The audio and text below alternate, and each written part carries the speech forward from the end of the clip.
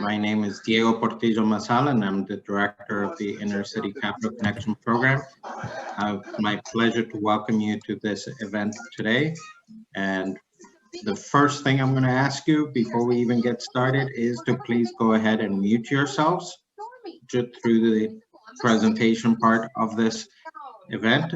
There will be plenty of time to come off mute for networking and engagement.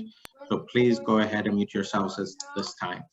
In addition, I'm going to ask you to rename yourselves, first name, last name, and the name of your organization. It will make the networking portion of this day much easier. As we go through the presentations, if you have questions for our panelists or for the ICCC team, please go ahead and drop them in the chat box, and we'll be happy to get to those at the appropriate time. So, Anna Marie, can you go through and mute some people, please? I'm hearing a lot of feedback. So today's session, once again, is the second part of our scaling your business through contracts and capital. The first part was on capital, and if you did not get a chance to see it, please go back and visit our website, and we'll get you that as well. So, and everybody, please go ahead and mute themselves. Sorry, I can't identify which attendee that is. Anna Marie, just mute everyone and then unmute me.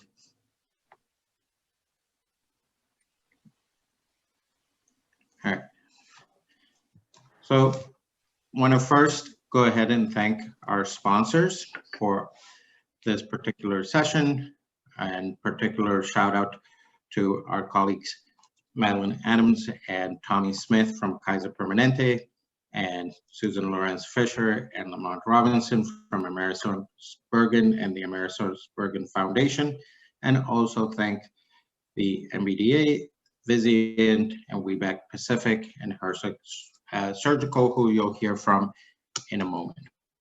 Also want to give us thanks to all my colleagues, including Anna Marie Cruz, our Western Regional Manager, and Naomi Bekele, who are helping run today's event. And I want to give a shout out to all the participants of last year's Atlanta Healthcare mini cohort. You'll see some of them here. And today, obviously, you have a number of other businesses in attendance as well. Without further ado, I will turn it over to Lamont Robinson, Director of Supplier Diversity at Amerisource Bergen. Lamont was born in Chicago's West Side. He then attended school in Pennsylvania through a Better Chance College preparatory program. He then returned to Illinois for his undergrad and graduate degrees before eventually moving down to Texas. Lamont has been a leader in supplier diversity for the past 17 years and has received a plethora of national awards and acknowledgments for every supplier diversity program he has overseen. In 2014, Lamont authored his autobiography, Transformational, A Journey of a Bastard, which details his personal experiences in overcoming challenges while growing up in his Chicago neighborhood to achieve success. Lamont joined Amerisource Bergen in February as the Director of Supplier Diversity and is looking forward to engaging with you and building a world-class supplier diversity program at AB. Lamont? Thanks, Diego. Hopefully you guys can hear me okay. We can hear you. Good. And that was not my background in terms of the noise. So, but happy to be here. First off, and when you talk about supplier diversity and just a passion for supplier diversity, there's no better group than ICCC. And so anytime we get a chance to talk about supplier diversity, I'm always honored. And to talk about it in healthcare, which is a space that I spent about 15 of my 17 years of supplier diversity in. And it's such a great industry for diverse businesses for many reasons. And so again, just on behalf of Amerisource Bergen, I'm honored. I'm honored to be here for many reasons. When you think about supplier diversity, and especially in healthcare, you want to start thinking about the global scale. You want to think about the local scale. And so that's the beautiful thing about it, is that it doesn't matter if you're a mom and pops or if you are a multi-billion-dollar global organization. Healthcare needs you in supplier diversity. At Amerisource Bergen, our purpose is that we are united in our responsibility to create healthier futures. And so when you think about diverse businesses and the impact that health equity has had on healthcare as a whole, especially after the events of 2020, whether it was the global pandemic or whether it was the social unrest, supplier diversity was really in the midst of all of that. And so thinking about this each and every day allows us to be able to focus more on communities. And we all know that diverse businesses are the ones that employ individuals from communities that are typically not employed by the larger companies. So the more corporations like ours could support diverse businesses, guess what they do? They turn around and employ individuals from underserved communities. And getting that dollar to circulate amongst that community creates an ecosystem within that community established by supplier diversity. Again, the mission of ICCC is at the heart of that. It's at the heart of being able to build up diverse businesses that will strengthen the underserved communities. And having an opportunity within that healthcare space where innovation is critical allows us to be able to show the diverse suppliers that bring innovation to the healthcare space. So again, I'm excited to be here. I'm excited. I see a lot of familiar faces and names being in this space for a while, and excited to be able to continue partnering with ICCC as well as being a part of this panel. So thank you very much. Thank you, Lamont. And as Lamont just said, today is quite fun because it feels like we are just having a conversation among family. We are all the panelists of people who have worked with each other, who have collaborated, and who have been in this space and helping small businesses for a long time. So I will start off by introducing Chelita Dunn, Senior Director of Program Services and Supplier Diversity at Vizient. Chelita is responsible for guiding the strategy and vision of Vizient's industry-leading supplier diversity program, enabling members to champion inclusion in their supply chains and accelerate economic growth in local communities. Chelita has served on the boards of North Central Minority Supplier Development Council, the Center for Self-Sufficiency and Planned Parenthood, participates in the National Minority Supplier Development Council as an advisor, and the Women's Business Enterprise National Council, where she led the Advisory Council for Wisconsin and has served as an ambassador. Chelita has been supporting the ICCC program for several years, has been a panelist and a partner for quite a while. So it's my pleasure to welcome Chelita Dunn. Oh, I think I was still muted. Thank you so much, Diego. I just want to say I'm really happy to be here and to support ICCC.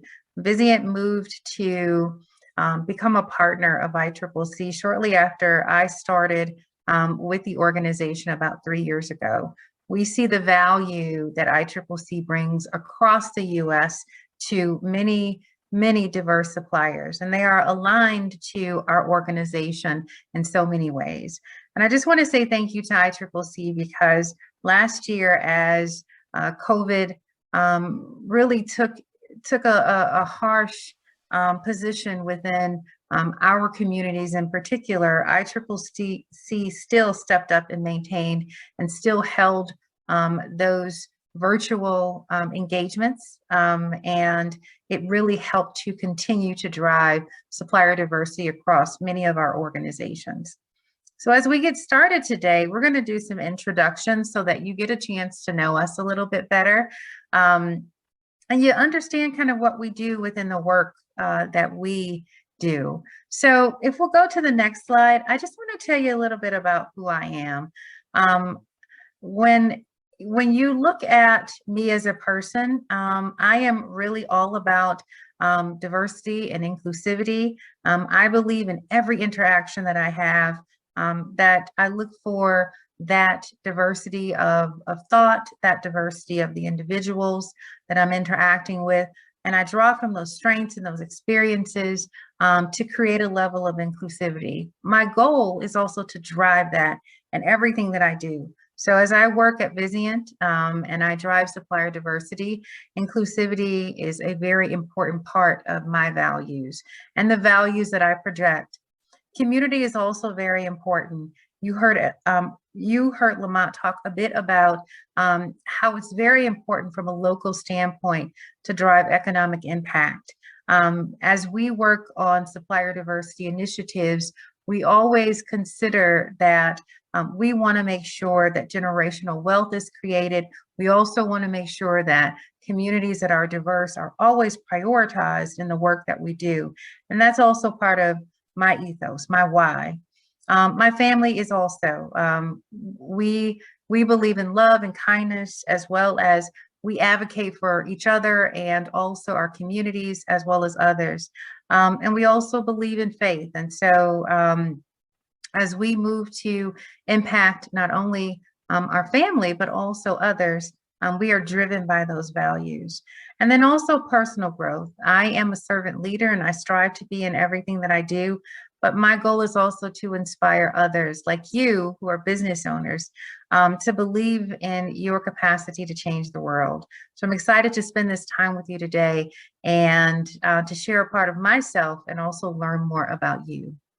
So as we get started, I wanted to tell you a little bit about what I do within Vizient and how I support my organization.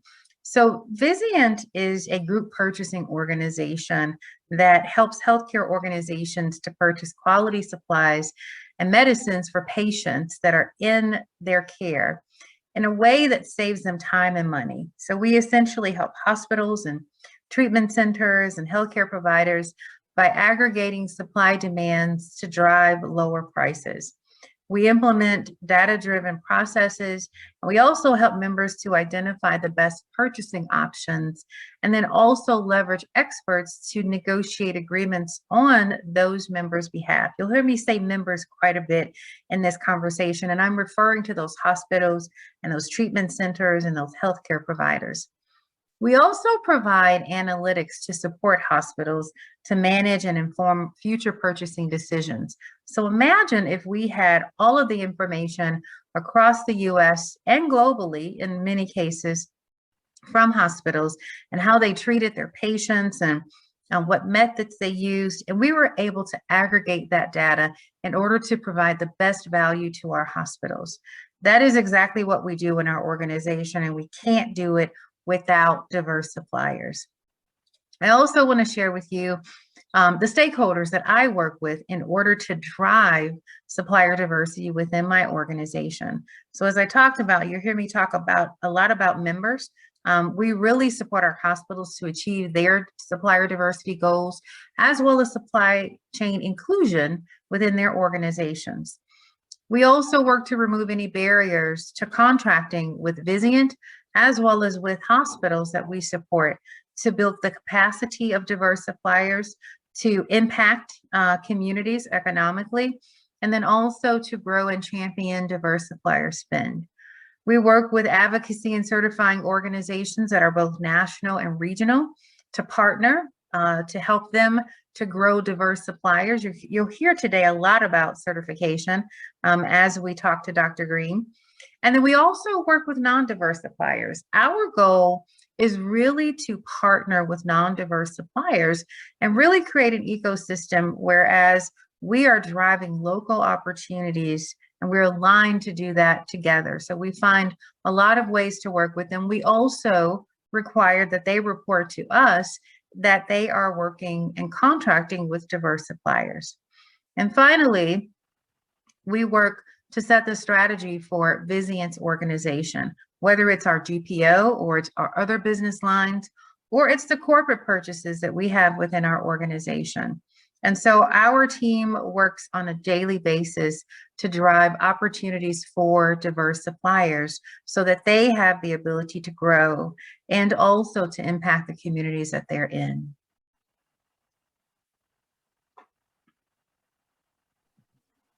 Thank you, Chelita. It is now my pleasure to introduce Donna Ennis, Director of Diversity, Engagement, and Program Development at the Enterprise Innovation Institute at the Georgia Institute of Technology. If you are in Atlanta and a business owner and you don't know Donna, that is a situation you need to remedy immediately. Donna wears multiple hats as Director and Operator Representative for the Atlanta Minority Business Development Agency, Business and Advanced Manufacturing Centers, in the Southeast MBDA Business Growth Hub. In this role, she provides strategic direction, marketing, outreach, and operations for the centers and the Business Growth Hub, and business assistance to minority business enterprises. Under Donna's leadership, the centers have assisted companies generating over $6.4 billion in contracts, financing, and sales, and creating or retaining more than 6,000 jobs. There is a much longer bio, but I'm going to let we won't Donna do that, please. I get ready to say we could stop right there. But I will point out that she has been named a tenured Atlanta's top 100 Black women of influence by the Atlanta Business League and has been listed in the 2019 edition of Who's Who in Black America. So, Donna, I'll turn it over to you. Well, thank you so much. And it's a pleasure to be here today and to see some names, some familiar names on the list of participants. Thank you so much, Chelita, for that introduction about who you are. I really appreciate the opportunity to get to know you. As Diego mentioned, I am the Director of Diversity Engagement and Program Development at Georgia Tech, their Enterprise Innovation Institute. Next slide, please. So our mission in a nutshell for the Minority Business Development Agency, or MBDA Business Center and Advanced Manufacturing Centers, is to help MBEs or minority businesses experience significant growth, create jobs, become sustainable, and ultimately to have a positive impact on the community. Actually, this is my passion. I have been working with the MBD and the minority MBDA and the minority business community for over 15, 16 years. Started at Georgia Tech at the Enterprise Innovation Institute, which is Georgia Tech's economic development and outreach unit, if you will. So I like to tell the story that back in the 50s, so how did Georgia Tech have an economic development group? Back in the 50s, the engineers used to go out during our agricultural age to the farmers and bring new technology, irrigation systems, planting systems, and that kind of thing. So at that point, the what they call the Agriculture Extension Program was born at Georgia Tech and a number of other universities. And over the years, we've morphed into one of the largest, oldest university-based economic development organization in the country, serving all kinds of businesses, not only minority businesses, but small businesses, technology, high-tech companies, manufacturers, and the like. Under my particular role, I'm really focused on ensuring that there is inclusivity in all that we do at the Enterprise Innovation Institute. And Georgia Tech has a strategic mission in their strategic plan to ensure diversity and inclusion. So here today, I really want to focus on our MBDA Business and Advanced Manufacturing Centers. For those of you who don't know, the Minority Business Development Agency is an agency in the Department of Commerce, and it is the only agency that focuses strictly on minority-owned businesses. And those are companies that are owned by people of color, if you will. We are part of a national network of 40+ centers and projects around the country that are operated by universities, chambers of commerce, some National Minority Supplier Development Council affiliate chapters, as well as some small businesses, some cities, like Baltimore City has one of the MBDA centers. And we not only have the business centers, but we have 4 manufacturing centers, 4 export centers, and a federal procurement center out of Washington, D.C. So we have 4 pillars of operation to help our companies grow. Our access to opportunities and capital, working with organizations like ICIC for capacity building. And then we're really known, one of our strong pillars is resources and expertise. We like to tell people that if we can't do it in-house, then we will find the resources and expertise for you. I wanted to emphasize here, I'm not going to go through the litany of programs and services that we offer, because we do offer quite a bit, and we do partner with a number of technical assistance groups and development organizations who have programs to help develop our companies. I am on the board of the Healthcare Supplier Diversity Alliance. So we're there as a mission to connect our diverse suppliers, if you will, to the hospital systems and to the healthcare industry. I sit on the other side of supplier diversity. So I'm here representing, if you will, the voice of our businesses. And we have a Healthcare Alliance Roundtable and a Next Tech program focused on technology that I'll talk about a little bit later. It's a pleasure to be here, and I look forward to our discussion. Thank you, Donna. And continuing along the lines of that side of the table, the ones that represent and support small businesses in their development, my pleasure to introduce Janice Green, PhD, President and CEO of the Women Business Enterprise Council Pacific. Donna is recognized as a subject matter expert in various political, trade, industry, and professional associations supporting economic development, supplier diversity, and business intelligence. And if you haven't had a chance to watch the webinar that she led for ICCC a few weeks ago on certifications, I urge you to go back to the library and take a look at that, because there was incredible information in that. Donna has also been an incredible advocate for this program, nominating in multiple cohorts across the northwest of the country. So with that, I'm going to introduce Dr. Green. Hi, I'm happy to be here. I'm really happy to support ICCC. It's been a great program for our women business enterprises, so we very much appreciate you. I'm part of the WeBank Network, the Women Business Enterprise National Council Network. I cover Alaska, Oregon, Washington, Idaho, Montana, and Northern California. And we have 14 other regional partner organizations that cover the rest of the United States. I think that we're a great certification body. Of course, I'm biased that way, but we do provide quite a bit of opportunities for women business enterprises. We have close to 400 corporate members, national corporate members, but we also have over 16,000 women business enterprises. We really put a lot of effort into it. I personally have been doing this since 1999. I've done this type of work, the supply diversity work, on the corporate side of the house, but also now on the nonprofit in support of women business enterprises and diverse suppliers in general. So our mission is to fuel economic growth globally by identifying, certifying, and facilitating the development of women-owned businesses. And we work to accomplish that through our core programs. And our core programs, certification, we do certification. We are the largest non-governmental certifying body for women business enterprises in the nation. We have several opportunities, educational opportunities, networking opportunities, and we provide those resources as well, the educational resources and engagement in our network. I think we have one of the strongest networks for women businesses in the nation. I'm going to leave it at that, but I will refer you, in the interest of time, I will refer you to the website for more detailed information, or you are always welcome to ask me about more detailed information. And the website is www.wbenc.org.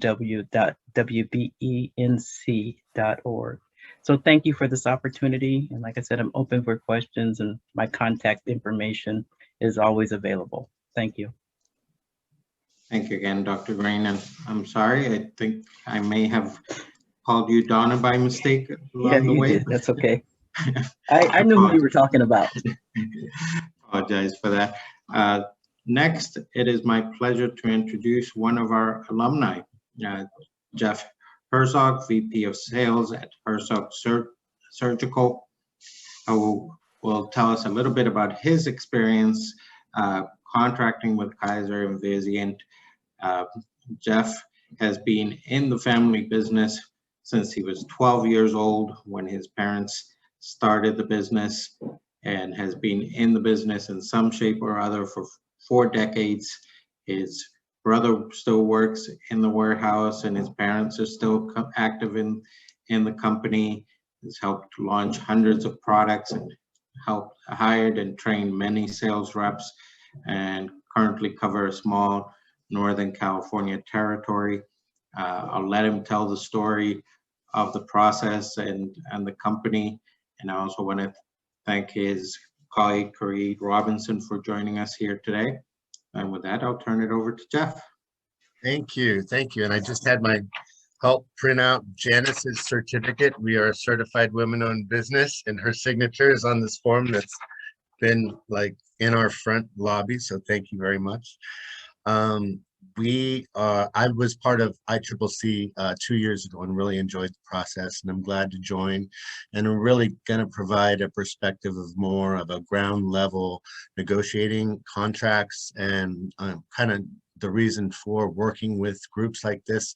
The surgical device space is quite competitive for small business in that our competitors are so significantly large, and all the systems haven't historically given us opportunities to contract, because the focus has always been on national organizations that can support entire hospital systems that are nationwide. So we're really making some radical changes in that process through my experiences with ICCC and Vizient and Kaiser Permanente. And I'd like to thank Sandra Hayter with Vizient, and Tommy Smith with Kaiser Permanente, and Gray Williams with Vizient. I'm really happy to be here.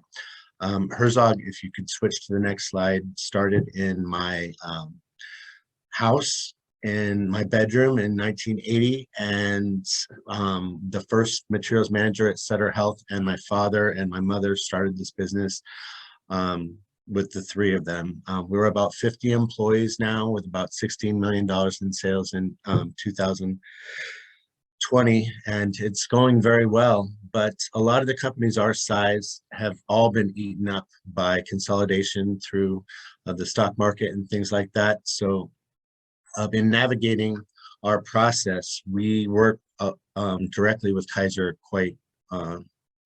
They're our largest customer, so we transitioned to women-owned. So not only did we have to transition ownership to my mother, we had to have every department in our company managed by the majority of departments managed by women, and that gets reviewed every single year to get reactivated. But it's been great, and we've really done a great job to try to include as much diversity in hiring through all aspects of the business as possible. And I really think that it's rare in surgical device in general, and it's something that has been great to be able to focus on.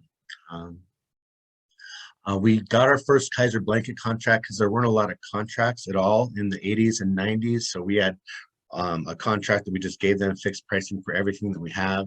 Vizient got involved and took over Kaiser Permanente, and we got our first sole source contract for skin glue for wound closure in 2013, and we've maintained that till the current time. So that's been a huge part of our business for this period. And through the work that I've been trying to push Sandra, because we could never work with Vizient because they only did national companies. And every time I see her, I'd be like, are you guys ever going to be able to work with real small business? And yeah. And then community contracting came up in the last couple of years, and we're the first medical device company to get a Vizient community contracting contract.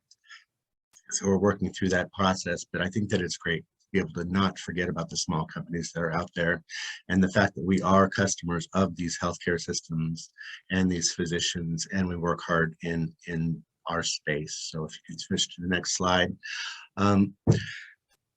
Our problem, in our space is just working with giants. You can see our main competitors are just hundreds and hundreds of times our size. So they've got whole teams that manage national accounts and things like that that we just don't have access to. So being a small business and navigating this space is really complicated.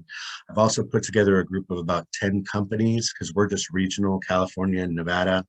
So I put together a group of similar companies that covers the whole country. So we can get better as a group to try to negotiate contracts. And we make up about 90% of the country with about 200 reps, but we still don't touch anywhere near what our major competitors are. But I think that it's really important for the healthcare space, especially, to maintain levels of choice, which are being eliminated all the time by consolidation. And as there are competitors, they're just sucked up. So the more that we can keep small business, especially diverse small business, healthy, I think that it's great for the market, period. And that's why we continue to be there.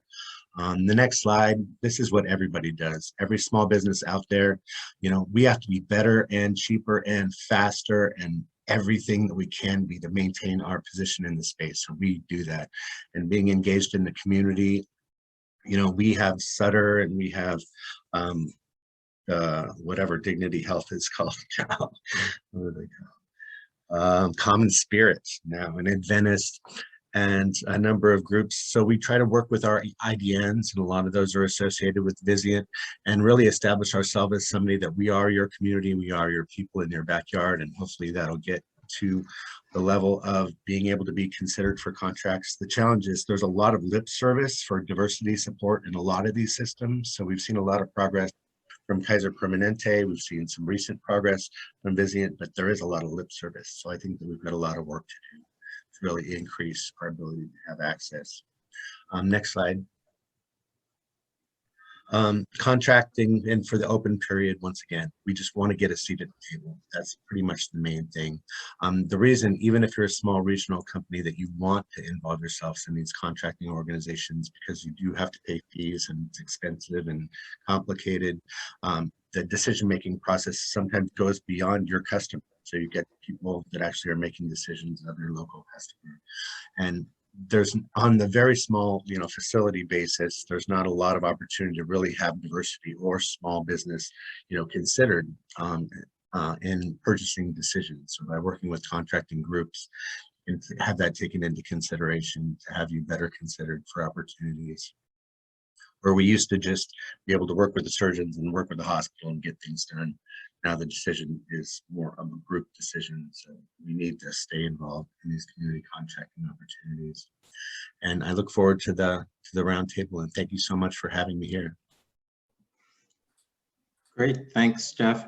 The last member of our panel you've already met. He gave welcome remarks, so I'm going to turn it back over to Lamont Robinson, and then he will in turn turn it over to Chelita Dunn, who will take us through the panel conversation part of this. So, Lamont. Thanks. I know we're running behind now, and you've already heard from me, so I don't want to bore you with more. But for those that don't know, Amerisource Bergen, we are a global wholesaler of pharmaceuticals, and so I wish I can be as more simplistic as I possibly could be in that statement, but that's what we are. And so we also provide miscellaneous consulting services as well. And so really quickly, again, just because I know we're running behind here, just want to tell you that since I've come to Amerisource Bergen, one of the things that intrigued me when the offer was made was to build something in the pharmaceutical industry, which many of you know, you hadn't seen a lot of success for supplier diversity. And a lot of that really had to do with diverse businesses, unfortunately, not getting access to capital to be able to scale up to the size needed for the pharmaceutical space, or a lack of innovation in terms of just finding out ways to partner with diverse firms in that space. So that's what I'm planning to do. And so really, the supplier diversity program will be built on these 4 pillars, which I'll show here. The first pillar is revenue generation. So how can we get Amerisource to the point of partnering with diverse firms to be able to sell our services to the general marketplace or even to the diversity community, as well as finding ways to strengthen relationships with our customers. The next one is infrastructure building. So what that is integrating supplier diversity into the DNA of the organization. So this means incorporating supplier diversity into the ERGs or some of the other key groups, legal, finance, whatever the case may be. What you want to do in that situation is if you were to pluck 2 or 3 associates and ask them questions about supplier diversity, they should be able to tell you 2, 3 bullet points about it. The next one is spend. Obviously, we all want to increase spend with diverse businesses. To me, spend is a byproduct of a successful program. So, while that's a key metric, it's not the main metric that we focus on, because if we're doing it the right way, spend will increase. And then lastly is education. So that's educating not only the internal associates, but it's also educating the diverse businesses that are trying to penetrate the pharmaceutical industry. So again, just looking at those 4 pillars and each year coming up with deliverables and goals to be able to meet those buckets. So I'll go ahead and end it there and just turn it back over to Chelita. Thank you so much, Lamont. It looks like you are strategized for success. So we want to hear a lot from our panelists, but we also want to get a chance to hear, from each and every one of you. And I just want to take a second to say to each of you, thank you for being on today's call. We recognize that you are running your business day to day, but you're also challenged with, going through COVID and trying to get through post-COVID, as we all are. And so taking time out to attend these sessions, while they are valuable to your business, it does take away from that. And we recognize that. So we want to give you as much information and insights as we possibly can to assist you in taking your business to the next step. So I want to start with Dr. Green. And many of you have heard about certification. Many of you might even be certified, but I want to really start from that perspective, because you probably always get the question is, or you get the question asked, are you a certified diverse business? So Dr. Green, will you maybe tell us why diverse business certification is a value add to diverse businesses? Sure. I think the certification gives you an entry into places that you may not be able to get in on your own, or it gives you an easier entry. I'm not going to say you can't get in. So if you're WBANK certified, NMSDC certified, or those type of certifications, corporations recognize them. As I said before, we're probably the most recognized, most trusted certification. That the process is a little difficult. And we make sure that it's actually women-owned, operated, controlled, and that's why the corporations trust us. So when you're actually going, and there are some corporations that require, and when I say require, maybe strongly encourage that you're certified. It gives you kind of a leg up in that contracting process. The other thing is that WBANK and NMSDC and other certifications are required for the $1 Billion Roundtable, and a lot of the corporations are looking to get into the $1 Billion Roundtable. Those are the ones that actually count. Now, if you're doing contracting with the government, you may be required to get different certifications. With the DOT, you're going to need a DBE. You're going to need a woman-owned small business if you're doing contracting with the government. So you need to know what your market is. And I always advise people, get the certifications that you're eligible for, because you don't want to run after certification when it comes time, when that contract is released. So even the states, most states have their own certification, and then municipalities. So I think you need to understand the whole landscape of certification, understand the market that you're targeting, and understand how that's going to help you get into that market. A lot of the supplier diversity teams can help you with that. We WeBank is also a approved third-party certifier for a woman-owned small business. So certification to me, and for most of you, should be a critical part of your business planning, because that's how you open the door. And the supplier diversity teams are door openers, and when you tell them that you have this certification, you register on the website, I believe there's nothing but good that comes from that. Yeah, thank you so much, Dr. Green. One more question. You know, there's so many different certifications as you talked about, and there's so much value that goes along with them. What would a supplier need in order to start the process, and how would they go about obtaining certifications? So it depends on the supplier and how complicated they are, because in WeBank, I'll speak from the WeBank perspective, and I think it's the same for the other major certifiers. All your business paperwork, your formation documents. If you have a trust, we need that information. If you have stock or stock options, we need that information. We need to know who's running the company. We look at all your paperwork to make sure that the woman holds the highest office in the company, and that's by documentation, because sometimes people come in and their paperwork will say that the woman is the president. I mean, the highest office is the president. A male will hold that office, but the woman is the CEO. So if the paperwork doesn't match, then we can't certify. So they have to go back and redo it. So I think if you look, there's several items that have to be in place. Like the woman has to be making them, in the range of the most money. Sometimes that's not that, because she's putting the money back in the company, but we look at those things. So if somebody's really interested in being certified, I would look at the criteria. I'm going to say that the criteria are generally the same, but you need to have the documentation to support what it is that you are truly woman-owned, operated, and controlled. Fantastic. Thank you, Dr. Green. Chelita, before we move on, there was a quick clarification question. Dr. Green mentioned doing business with the government, and there was a question about, does the government do business with healthcare service providers, and what kind of contract opportunities are out there out of the government? I think the government does I see Jeff nodding along too. So. Yes, I mean, that may be a question for Donna, but I think the government does business with everybody, anything and everybody. They do. Yeah. And you have to remember that they have hospitals on bases, they have the commissary, they have FDA, NIH. There are a plethora of opportunities in the government space for healthcare. Yeah.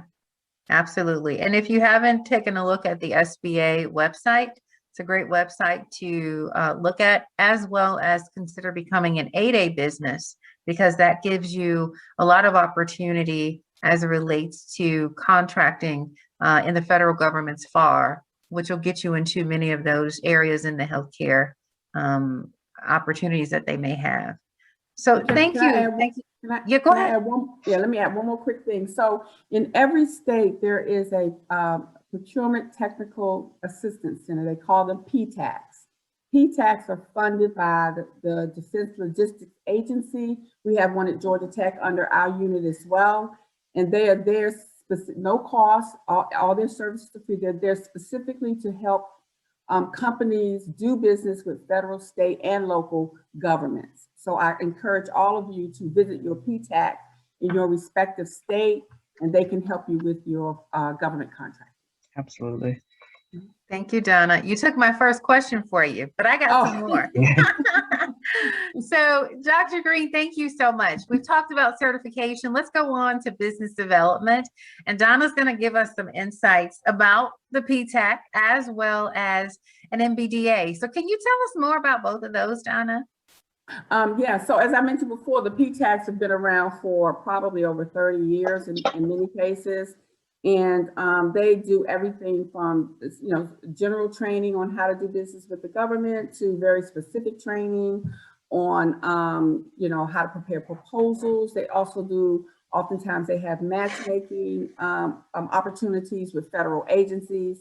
So again, just visit the PTAC in your respective state and, and get involved with them. The MBDA, we do focus on access to opportunities, capital, and capacity building. And each center, while our missions are the same, we may operate a little bit differently. At our centers, we focus, really, we do a lot of one-on-one matchmaking with companies, to opportunities, as well as large group types of matchmaking. Capital is always a source of contention for many of our diverse businesses. And so we do have a really strong area where we source all kinds of capital, from debt to equity. And in our case, while we do quite a bit of one-on-one technical assistance, we tend to partner with organizations like ICIC for the training and development. We mentoring, you name it. We really do believe that you have to work on your business as in addition to working in your business. For example, just being here today, this is an example of you guys working on your business and learning some new things. So business development is really important. And, my position is that, you have to build your team, you have to build your leadership, and you have to grow. And I just want to say one more thing about, the healthcare space from where we sit. So, there's been quite a bit of a disruption. There's been a number of global factors, everything from the pandemic to climate change, social unrest, human migration all over the world has really, really disrupted the world market. And as a result, it's also disrupted the supply chains all across the world. And I'm sure my colleagues know that very well. And so this is a great time of opportunity for small companies. If to get in now and understand how things are moving and where you can participate in the supply chain, because they've been disrupted. And regardless of what people say, a lot of folks really don't know where we're going. And there've been a lot of new and innovative ways to work with smaller suppliers. I just wanted to say that. Yeah, Donna, great point. And that leads to my next question. We are so aligned today here. So with domestic manufacturing becoming more of a priority as part of many corporations' supply chain sustainability, how does your organization prepare and support diverse businesses in really being able to contract with those corporations? In a number of different ways. In the manufacturing area, manufacturing is a little bit unique from the service side. And so, we have an advanced manufacturing center that focuses on operations, product development, how you actually lay out your plant and things like that. And again, in every state, they have something called the Manufacturing Extension Partnership Program, or the MEP. So if you are a manufacturer and you are looking to grow and need assistance, I encourage you to visit your MEP. So, for us, it is really, there's not a one size fits all with the companies, but you can rest assured companies typically fall in certain buckets when they're developing and they're growing. And so we always want to get in and do a financial assessment to ensure that they're healthy financially, and then, really work one-on-one to determine what their growth strategy is. Fantastic. Donna, thank you so much. Lamont, we're going to go on to you and looking at contracting opportunities now. So you talked a bit about Amerisource Bergen, and that you all really do provide pharmaceuticals to the healthcare industry. In order to do that, what types of products and services do you source, and where are the opportunities for diverse suppliers within Amerisource Bergen? Great question. In the pharmaceutical space, the leverage for diverse suppliers is a little different, than if you're medical surgical. So for us, we would look at couriers. And so right now, we've actually, with ICCC, we've got an initiative we're about to kick off with. We're going to source for local couriers because nowadays, large organizations, even distributors like us, we don't own our own fleet. So we partner with smaller couriers. And so We have relationships with about 33 national couriers. And then within that, it's our job to go to those national couriers to say, look, we need you to look at some of these local couriers. And so, and also connecting them with the opportunity to grow as well. And then you also have your standards, you know, the IT, the infrastructure that's involved with that. We're also in the process of acquiring Alliance Healthcare from Walgreens. And so that's going to open up the door for some global opportunities as well. And so for us, you know, really, I mean, it's a whiteboard of opportunity right now, you know, in terms of just looking at diverse businesses strategically, but some diverse businesses that can partner with us to move the product. That may require warehousing. That may be another opportunity as well. So if you have a warehouse or access to one, you know, that may be something as well that we look at. So those are typically what you would see in the pharmaceutical space. But one of the things that we're going to do is to create a pharmaceutical think tank, so we can start innovating ways to incorporate supplier diversity more into the pharmaceutical industry. And so then ultimately it's going to help the providers in the end. Fantastic. So how does your program assist diverse suppliers with contracting with Amerisource? Because I can imagine it's a huge organization. And while I'm so excited that you are moving to some local opportunities, it's definitely difficult to navigate many large organizations such as Amerisource and Vizient, as even Jeff talked about. Can you give us some insights on how a diverse supplier would contract with Amerisource? Oh, absolutely. So the first thing is we've got a global sourcing organization that has individuals, just like most organizations would, individuals that are set up categorically.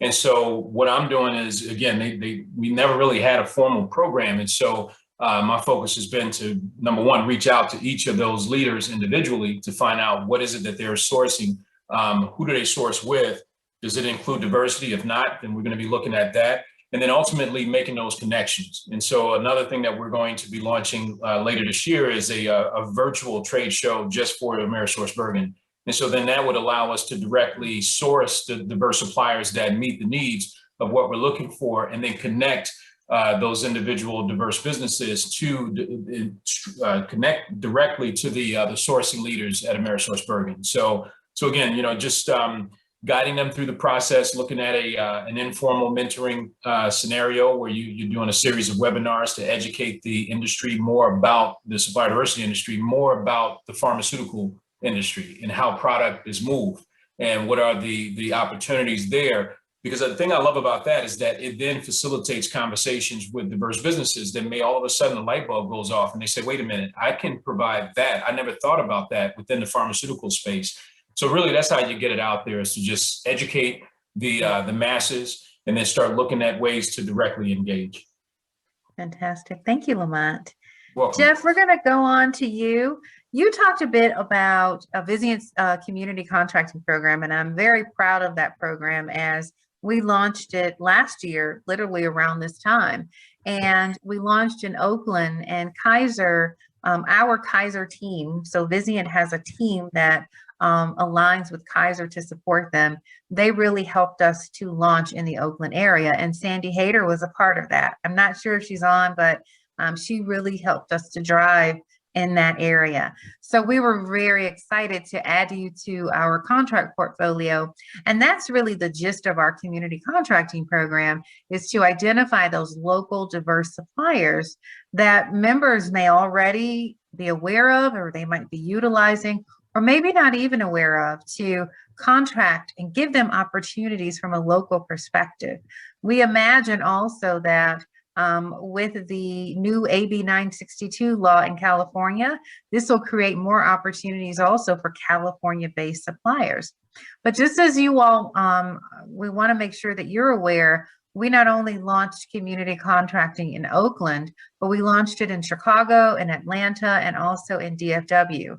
And we're set to launch in several different areas around the US just this year. So Jeff, as you've talked about your organization and being in the business since you were 12, you've seen a lot that has occurred.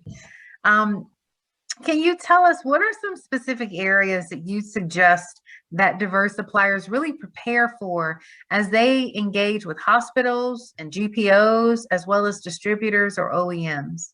Yeah, I think that my sales reps in the field and all our division people are asking at every opportunity if individual facilities have initiatives for diversity options. And then as I meet with Adventist and all these smaller IDNs, we're trying to, continue to have this discussion. And a lot of them, say that they have something, but it's a skeleton crew and it hasn't really been identified. And it's easier, like the gentleman from Bergen was saying, it's great that we can get bakeries and landscaping services and some construction stuff to go to small business, but to actually incorporate it in your entire business to give our every type of business an opportunity to play is going to take a real commitment from groups like Vizient and Kaiser and everybody that people works with to make that a point, because it's harder to work with small business.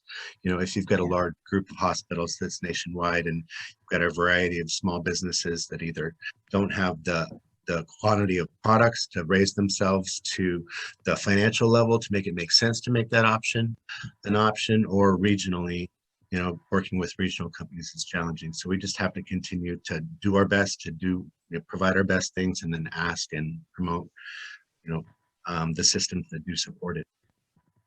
Fantastic. You talked a little bit about, your timeline and contracting directly with the member, with Kaiser, and then getting on to the GPO contract. Where do you see really great opportunities to grow your business by being a supplier on the GPO contract? Well, it opens up nationwide opportunities for the few things that we manufacture. So if you're a manufacturing business, it's a wholesale change. In our service business, we're regional. So having Kaiser was important, but having Vizient gives us a whole lot other systems. So it's just a matter of, how the facilities feel about their compliance with the contracts and whether or not they have their own initiatives towards supporting diversity in their facilities and taking advantage of that, making sure you know who those people are, and then letting them know that you're part of their community. And then, Vizient's it's just an extrapolation of what the local IDNs are to create opportunities and get you a seat at that table for the contracts that are available. Fantastic. Thank you. Diego, do I have time for one more question? Last question, and then we'll go to break. All righty. So I'm going to give this to everybody on the panel. We talked a lot about certification, about business development, about contracting opportunities and business cases through Herzog. We hadn't talked about tier 2 opportunities. And I want to get just your perspective, because each of you have a different perspective of tier 2 opportunities for the suppliers that are on the phone, because we know that's another avenue. So I'll start with Janice, maybe 30 seconds for each panelist to just touch on potential tier 2 opportunities based on your perspective and what you do in your organizations that the suppliers on the phone or on the session want to consider. You're on mute, Dr. Green. Sorry about that. I think you need to pay attention to tier 2 opportunities, and that's a great way to get into any type of industry, depending on the size, because you have to look at where you fit in the whole strategic sourcing, where you actually fit. So it's a real opportunity to work and learn and grow. Of course, I like the first tier opportunities too, but I think money is money. And if you can get in and you can get your RFPs with smaller companies, build your company, you should take advantage of that. Fantastic. Thank you. Donna? Ditto to what Dr. Green said. I would say that it depends on your company. Some companies are tier 2 companies. We have a lot of manufacturers who make the widget that go on a cap that goes on the top of an oxygen tank, for example. So they're not going to be tier 1 suppliers. And so I think you can be a tier 1 supplier in some instances and tier 2 in others. And so I just think that it's a golden opportunity to be in the tier 2 area. And just depending upon what you offer and what your strategy is as a company, I agree that that's just a golden opportunity. Fantastic. Thank you. Lamont? You know, I'm going to take a hybrid approach with both Donna and Dr. Green and just say it also depends on what you're providing as a sub to that opportunity. So if, you know, and you have to be true to yourself and understand that if I'm not adding value to this, then let me not get involved in that. And I mean that because we need tier 2 opportunities that are increasing value. There's a lot of value opportunities that are out there. And again, it's up to you to really determine what that is, because that's going to make it even more innovative for the next diverse businesses that are entering those tier 2 relationships. Fantastic. Thank you, Lamont. And Jeff? That one of the challenges is bundling, and it's different for every business, but we have a lot of great financial opportunities for the systems that could lead to savings for hospitals and healthcare systems. And the problem is that, you know, we just do 2 or 3 of these things, and then they bundle, you know, 20,000 of these things, and it's hard for them to carve out little pieces. So I think that those are the opportunities that we need to work on to help them, you know, really break things down where we can be financially beneficial to facilities and let people focus on where there are opportunities to support their small business in their communities. Thank Chelita, you. may I just give a quick example? Because I worked at Boeing for so many years, and there was no way in the world that a small business, diverse or otherwise, is going to provide an airplane engine, right? That just was not going to happen. So, but they could provide parts to those airplane engines through GE and others. So I think people sometimes don't want to go into the second tier, but what Lamont said, and everybody's saying, is you need to know where you fit in that supply chain and make sure you take advantage of it. Mm-hmm. Absolutely. Well, I just want to wrap up and say thank you, a heartfelt thank you to each and every one of our speakers today. I have to tell you all, none of them knew the questions I was going to ask, and you can see that they really are subject matter experts in their area, and they bring to the table such amazing insights. So I just want to give you a hand and say thank you so much for participating today. I'm going to hand it back over to Anna and Diego. Thank you, Chelita. I want to echo those thanks to everyone on the panel. These are always great conversations, and I think there's nuggets that everybody took out of this. Before we go into breakout rooms, I want to remind everyone here that the ICCC program is currently running. We already had our Houston cohort in March, but we start running very fast and furious after May 18th. We'll have a cohort pretty much every week across the country between May and November. So plenty of, you see the full list of cities there, and some that are coming along. So please keep an eye on it. Invite other businesses and apply for You do what Donna used to do. Every time the phone rings, she come running. Is that mama? Is that mama? Donna used to do that. And I also want to take a moment to give a little plug, since Donna Ennis is running an event next week, Future Forward, the National MBE Manufacturers Summit. There is a guest pass promo code that you can take advantage of. Donna, do you want to give the 30-second plug for the event? I do. This is our 5th summit that focuses on manufacturing and those industries that are aligned with it, like logistics, distribution, and warehousing. The exciting thing about it this year is that we do have a panel that's powered by the Healthcare Supply Diversity Alliance, HSDA, and we have Grady, Premier, Johnson & Johnson, Common Spirit, and Owens & Minor on that panel. And we also do one-on-one meetings, matchmakings. And so Vizient, Hanger, and Grady are also participating in the matchmaking. We're really excited about it because it's the first time we're doing a virtual summit. So nevertheless, I invite anyone who's interested to join us and use that promo code. And just come in here, we're going to be talking about a lot of what we talked about today, like the supply chain, the disruption in the supply chain, the future, what this looks like in 4 industries, and healthcare is one of those industries. Thank you, Donna. And we'll share this out after this panel. And of course, here's our contact information. Please connect with us if you have any questions, comments, or follow up after this panel. And to lead us off into our networking sessions, I'm going to turn it over to my colleague, Anna Marie Cruz. Thank you, Diego. And at this time, we're going to go ahead and assign you into your first networking session. So this is a great opportunity for you to continue to have this conversation, ask direct questions to the panelists and speakers, because this is a rare opportunity to have such expertise in the room. We will have 2 sessions, and we'll announce when the first session is ending, so that we'll make the switch. So you will be in the same breakout room, however, your speakers will change. So Naomi, if we're ready, let's go ahead and switch over to our meeting rooms. I'll send you guys off.